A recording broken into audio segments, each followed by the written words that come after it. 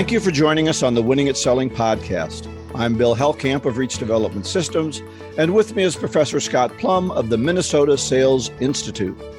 Negotiation is not just cutting the price and giving up all your profits. It is an exchange of value within a conversation with the people involved in the process they follow. Is this a strategy or a game prospects play with salespeople? Learn how to play the game and win as Bill and I welcome our guest, Dr. Reed Holden, author of Negotiating with Backbone, on episode 521 of the Winning at Selling podcast.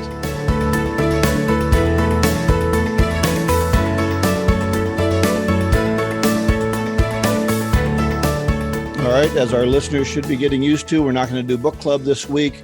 We want to give all of our time to our guest, Dr. Reed Holden. And next week, we will start a new book, How Clients Buy, by Tim McMacken and Doug Fletcher.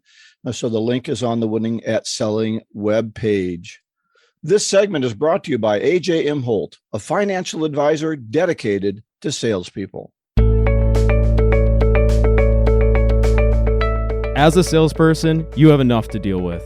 Prospects hang up on you, clients skip meetings, slow responses to your emails. It's enough to drive you bonkers. Fortunately, you can take control of your financial future. Your time is at a premium, and you want to focus on finding new clients and growing the customers you already have.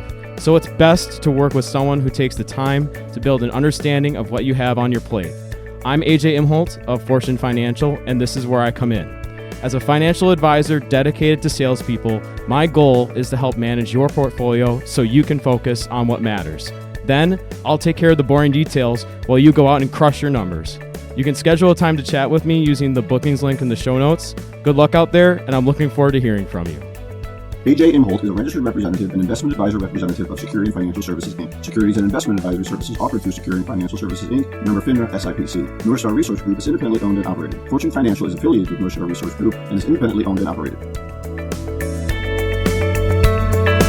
We are always grateful when a guest accepts our invite to share their wisdom with our listeners. Bill and I receive many requests for subject matter experts wanting to be on the show. However, we take a different direction, good or bad, to actively invite relevant content-specific guests focused on developing salespeople and sales leaders. And today, we have one of those special guests. Dr. Reed Holden is a world-class pricing and negotiation expert, and many say the godfather of modern pricing. He co-authored the second and third edition of Strategy and Tactics of Pricing, as well as books Negotiating with Backbone and Pricing with Confidence. He is also the founder of Holden Advisors consulting firm in Concord, Massachusetts, and currently works on the second edition of Pricing with Confidence to be published this fall. Welcome, Reed. Thanks for joining us today. Thanks, Scott. Bill, pleasure to be here. Yeah, nice to have you here with us. We're looking forward to a good conversation about negotiating and sales. And this is a topic I think is really important for everybody to understand. What does that mean when it comes to negotiating within a sales context? So I'll just start off with one of the questions that I have related to negotiation is, you mentioned the importance of not coming across as being desperate in a conversation. Right now, the market is really tightening, and this is going to become more evident. What are some of the things that salespeople do to display desperation, and how can they reframe it not to cause attention to being desperate? It seems to be one of the things that salespeople really struggle with. You have to go back and look at who they're being desperate with. As a general rule, salespeople are dealing with procurement people. And when you show desperation to procurement people, they view that as an indication that they should be pushing you harder for price. I attended a class of senior procurement people a couple of years ago, and every one of the 40 people there had a story about how they had won in a negotiation with a salesperson because that salesperson was desperate. I can remember real early in my career, I was in retail and I had a young man that worked for me. And every time he got a big sale going for a computer, he started to sweat. Oh, and he just was wiping his brow and trying to write. I thought, oh man, this is so obvious. Wow. The pressure, I can just feel the pressure. It's evident. Yeah. And what's happening now is every company in the world is under the gun from problems coming from 4 or 5 different directions. We just got finished, hopefully, with the pandemic. That led to supply chain problems. As a result of the petrochemical industry, costs are going up dramatically. It's hard to get enough products to manufacture what you're manufacturing, and that's causing procurement people and customers to just pull out every stop they can to try to get lower prices from salespeople. Has the supply chain issue caused procurement to back off any at all? No, it's a good question, Bill, but it was interesting. I would have expected the answer to be yes, but we actually do a fair amount of research with procurement people, and they kind of go, yeah, supply chain is important, but we know that we can get what we can get and still get lower prices. Mm-hmm. And the interesting thing is that's causing just massive disruption in the automobile industry. You look at a $50,000 Ford truck that they can't ship because they aren't getting an $8 semiconductor. Right. Wow. Right. That's the kind of thing that people could fix, but they just didn't do it. Well, I really enjoyed the part of the book where you encouraged readers to recognize tells, and then you discussed the different types of procurement people we might encounter. How can salespeople learn to be better prepared for negotiation and understand what kind of a negotiator they're dealing with, or what kind of procurement they're dealing with? Let me back up. In order to answer that question, we have to get into the different types of buyer behavior. For the sake of this discussion, there are 4. You could make the argument that there are a couple more, but we found that those 4 have worked around the world in a wide range of industries. We start off with a price buyer. Price buyer is the company that wants to buy at the absolute lowest possible price. Value buyer is the customer that wants to buy based on the value and is willing to switch to alternate suppliers to get that value. Loyal customers are just what it sounds like. They want to be loyal to a vendor. They want to trust that vendor, and they're willing to give that vendor benefit as a result of that trust. Over the years, we watched a thing happen, started in the automobile industry. So let me back up again. In the 1960s, a book was written by a procurement guy at General Electric that was the first book on value. And to him, value was getting lower prices. Mm-hmm. That worked its way into the automobile industry. In the 1980s, it worked its way into the computer industry. In the 1990s, it worked its way into professional services. I would say low-value professional services. And right around the last big recession, it worked its way into high-value professional services. So what happened was that customers realized that if they acted like a price buyer, they could get high-value products and services for low prices. Mm-hmm. And so what happened is that the value buyers and the relationship buyers learned that if they acted like the price buyer, they could get lower prices. And we call those guys poker players. And the reason we call them poker players is what they do is they bluff. Procurement people have been trained by professional services organizations and internally to play poker. Wow. Fascinating. I'm sure, Reed, you got a great story about dealing with a poker player. And I know a lot of our listeners are going to want to hear it, but let's take a quick break and let's come back and let's hear a story about one of your favorite poker players. And now a message from BusyWeb, Growth Marketing and Sales Enablement Agency. This is Dave Meyer with BusyWeb, a proud supporter of the Winning at Selling podcast. BusyWeb is a growth marketing and sales enablement agency in Minneapolis. Each week, I'm bringing you buzz tips customized for sales pros to help you land more deals. If you need help driving leads to your biz, check us out at busyweb.com. That's BIZZYWEB.com. This week's tip, try video email to get more opens. Email is the workhorse of selling, but it can be tough to stand out and get a response from your contacts. Here's a power seller tip. Use custom video in your emails to get better results. The first trick is to customize every video for each prospect. I like using a small whiteboard and writing their name on it. Next, make sure you keep it short, sweet, and to the point. 45 seconds is about perfect. Share a helpful tip and ask them to connect with you. Finally, include a clear, obvious call to action for a next step. One button tied to a beneficial link or page. Tools like Vidyard or even YouTube can make this super easy. Click the sponsor icon at winningatselling.com for details on email selling, or go to busyweb.com, that's BIZZYWEB, for tools to start engaging your prospective buyers. Or give us a call at 612-4BUSY-O, that's 612-424-9990. All right, Reed, you're on with a favorite story about a poker player.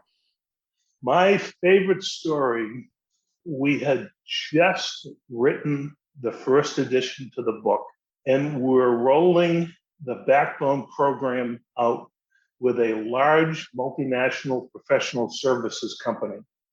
And it was in Melbourne, Australia. And one of the partners said, we have a $10 million proposal at a local bank, and they have just hired someone from a competing consulting firm to evaluate vendors. Wow. Now, that's called the tell. When a bank, a big company hires a consulting firm, they're hiring the consulting firm to play poker. And the premise of that consulting firm is, watch us, we can make your vendor drop their price. Wow. And so what we, it was a $10 million deal. We knew that our guy was probably the only company that could do it. We also knew that the bank was under critical time pressure to get it done because it was part of their certification process. So we set the partner up. The partner was going in the next day and was making a presentation to the committee.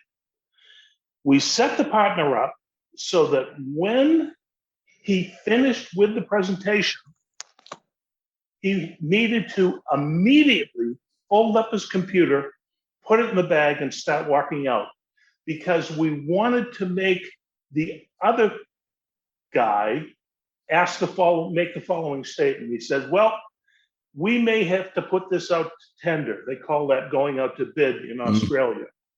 And we set the partner up to say the following, turned and looked at the guy, and he said, we thought you might say that. And he smiled. Understand that if you do that, it's going to take an extra month and we won't be able to get the job done on time. And our price is going to go up. And he immediately left the room. Why did he leave the room? Because we wanted everyone on the bank to go out and strangle that poker player. And they closed it. They closed, I think that, so this was Wednesday, it was Thursday, they closed the business on Monday for $10 million. Wow. Good Well, I story. think as I listened to that story, Reed, two of the most important things you said early were we knew they needed us because we were uniquely situated to do it, and we knew they were under a time frame. And so much of negotiating is really that, isn't it? Is knowing what your advantages are, knowing the challenges that they're facing, so that when he walks out of the room, you know that you're needed anyway. Well, and as you know, I think you're absolutely correct. And there's a tendency to forget that the primary job of a purchasing agent is to assure a reliable supply of products for a company. And, you know, the example I just gave was in, high value professional services. We see the same, we saw the same thing in food stuff, commodity food stuff you buy by the trailer load. And we discovered that this particular company weren't making any money, knew there was too much supply in the marketplace, took one of their production facilities offline, told the customers it was coming. No one believed them. They raised their price. A competitor came in and says, "Oh, we can do it. We can meet the demand." Competitor didn't meet the demand. Every one of their customers for this commodity food stuff was playing poker with them. Right. Wow. Right. Seems to be part of the game of negotiations. Yeah. I think any of us, when we go into any kind of a negotiation, if they'll give us a better quality and a better value and drop their price, I'll take it every time. Yeah. The first question that I ask is, give me a lower price, even if I'm prepared to buy it at the price and in the terms that they've already given me, because I'll see how many of them will do it. And it's amazing the number of people that just lead with price. Yeah. They'll even identify it. Well, this is $50,000, but we could go lower if we have to. What are you doing? Yeah, we say that the guys that do that should put a free stupid stamp on each monthly invoice. That's good. So in your book, you talk about the 4 types of buyers, and you also have the 8 sales strategies to defend your price and value. Yep. In this market today, what is the most important one of the 8 steps? Of the eight scenarios, it would be dealing with a poker player. Okay. If I look at what's happened, if we look at what's happened for the past 3 years, companies have absolutely ramped up their poker playing capabilities. And when you're playing poker, you're in one of two. You mentioned 8 scenarios. There are 8 scenarios because we got 4 buyer behaviors. For poker players, there are 2. There are only 2. First position is that you're on the outside and you aren't currently selling this product to the customer. Okay. The customer has gone to you to fulfill what we call the rabbit position. That is you are there exclusively to drive down the price of the preferred vendor. Wow. Cannon fodder. Exactly. Yeah. Yep. The preferred vendor is the guy selling to the bank. It's the commodity food stuff, selling flour because they're reliable and they're high quality. And the procurement people are never going to tell you that. Right. So learning how to, we started getting the phone calls. The pandemic hit hard in March 3 years ago, 2.5 years ago, and we started getting phone calls within the first week. What do? You change the conversation. They're going to call you and start looking for price discounts. I'm sorry, we aren't able to do that unless we take something away. Maybe we'll talk about that in a second. What you want to do is you want to have discussions about the importance of reliability of supply. If you don't want to have that discussion, sorry, we can't help you. Right. If you do want to have that discussion, maybe we can work together with each other. So it sounds like in a lot of these negotiation strategies, Reed, you just got to sometimes be tough. You can't be wishy-washy. You've got to say, this is the way we're going to do it. And we rely on our product, on our quality, or whatever our values are to carry us through that. That's why we call it backbone, Bill. That's right. Yeah, That's right. yeah. Well, you alluded to some of these give-gets. So I really like that part of the book. When you're in a tough negotiation and they're asking for a price discount, you recommend having these give-gets as a way to maintain your price differentiation. Tell us more about those. Yeah. So let me change your words a little bit. It's a way of protecting your price. Okay. Especially when you're dealing with procurement people, because procurement people have to provide the quality product. And a good way to think about it, understand that I would say we're global experts in pricing. Do we ever offer a discount? The answer is all the time. But when someone says, let's take a $100,000 project, when someone says they only have $50,000, the answer is no problems at all. We can do it for $50,000, but we have to take away 60% of our work effort in order to justify it. And if the customer comes back and says, okay, I want you to do that, then you made a mistake qualifying the project in the first part. But in most cases, what it does is it changes the conversation. The customer says, no, we want you to continue to do things. We had a situation recently with a company that I can't remember the exact numbers, but let's stick to $100,000. And they said, we've only got $50,000. No problems at all. We're just going to cut off the European interviews and cut the US interviews in half. And they came back and says, well, those European interviews are really important to us. I said, we know. In fact, you don't have enough of them. We think you need another 30 interviews. And so as a result of that very specific discussion, we not only protected our price, but we also increased the size of the project. Right. And again, that's all having really known the customer, what their needs are, what they value. What happens though, and I think you talked about RFPs a little bit in the book, where we're not allowed to talk to the people that we need to talk to. RFPs are a good example, but I think that sometimes happens just dealing with procurement as well. Yep. What do we do in those cases? You have to ask the question: Are you the preferred vendor, or are you not the preferred vendor? You're either what we call the advantage player, or you're the rabbit. What should you do if you're the rabbit? Don't waste your time. Right. Don't do the RFP. What should you do if you're the preferred vendor? Don't do the RFP. Oh, tell us more about that second one. I knew that was going to get you. You were waiting. I saw the pause there. So the problem with responding to an RFP is let me back up for a second. When the procurement says, "I'm sorry, you can't talk to anyone," that's a tell that they're playing poker. okay. Yeah. Okay. Now, if you have the ability of quoting a very low value product, if it's part of your strategy to be the low value provider, you like dealing with price buyers, then go ahead and quote. But if you have a customer that you're going to do, $1 million worth of IT infrastructure, and they put this thing out to bid, not bidding does not, it means that the file of the procurement guy is empty. It doesn't have your name in it. Mm-hmm. And the decision maker is going to look at that file and say, why didn't Bill bid on this? Right. And almost always they come back. I can't tell you the number of times we've done that, and a couple of months later they come back. Why didn't you bid on this? Because it wasn't a fair process. They weren't communicating with us. We had one company that said, well, what do we have to do to do business with you? And I said, say you want to do business with us. Quit dancing around.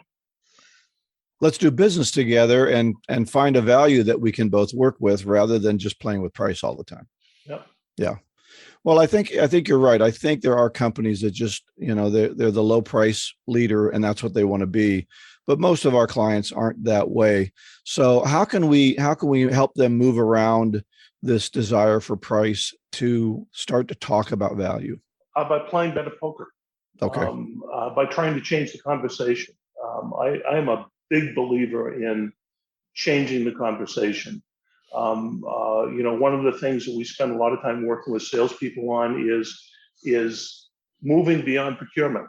Salespeople in a lot of companies, in just wide range of industries around the world are used to dealing with procurement because that's where the orders come from. That's always going to be a mistake that makes you prone to leaving money on the table through poker playing. Mm-hmm. So you got to go in and find out who the users are. You got to go in and find out who the decision makers. And if they won't let you do that, then you got to play better poker. Have you found situations where your clients have been able to get a deal, maybe a deal they shouldn't have gotten, and then they regret it?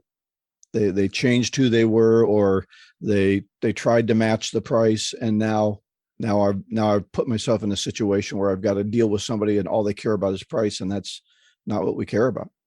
That's officially called the winner's curse. Richard Thaler is a great book.